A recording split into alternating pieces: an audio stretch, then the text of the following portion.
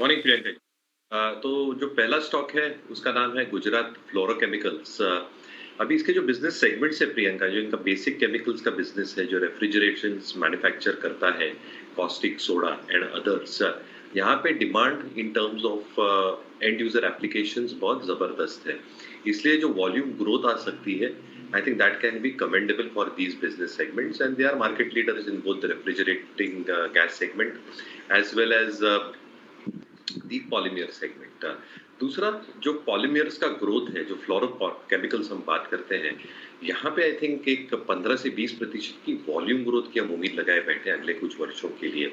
जो company capex करने वाली है 1000 करोड़ अगले वर्ष और लगभग 1100 करोड़ उसके बाद, तो यानी जो 2100 करोड़ का केपेक्स होगा, that will be towards newer technologies and newer chemistries including fluorochemicals. और महत्व इसलिए है क्योंकि इसकी जो एंड एप्लीकेशंस है, ये 5G सर्विसेज के लिए, ईवी बैटरीज के लिए, हाइड्रोजन फ्यूल सेल्स के लिए, सेमीकंडक्टर्स के लिए इसका होता है और इसका यूसेज बहुत जबरदस्त तरीके से बढ़ने वाला है अगले कुछ तिमाहियों तक, और इसलिए वॉल्यूम लेड वैल्यू ग्रोथ ये सेगमेंट पे रहेगी and capex in this segment is expected to be very very good.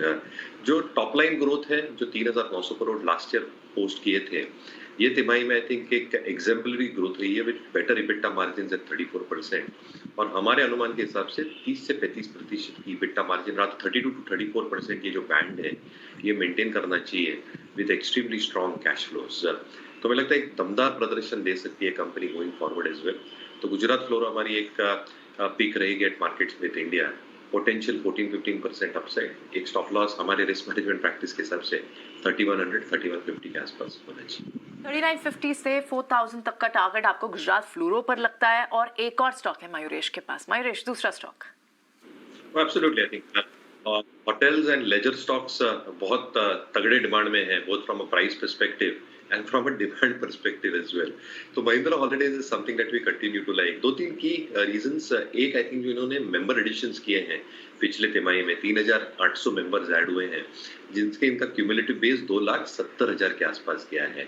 दूसरा, अगर आप ऑक्यूपेंसी देखिए, क्योंकि जो अनलॉक ट्रेड और जो एक ये हो रही है in terms of leisure travel, 89% occupancy रही है, which has led to the highest ever resort revenue at 84 odd crores।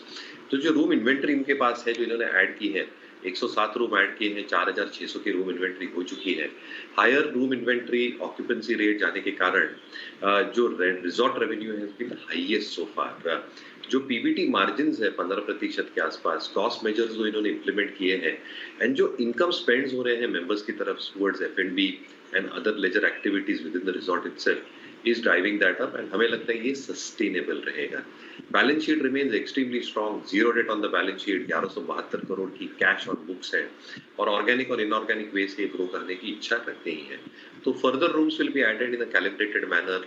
Member additions remain extremely strong in terms of demand and balance sheet strength. ये सहारा देंगे cash flows को, return on equity को, और dividend yield जो 1.25% company post करती है। तो लाइक गुजरात फ्लोरो हमें लगता है एक 15-16% की अपसाइड बिल्कुल मुमकिन है, एंड सिमिलर टू गुजरात फ्लोरो जो आई थिंक एक रिस्क मैनेजमेंट प्रैक्टिस है, 265-268 का स्टॉक है।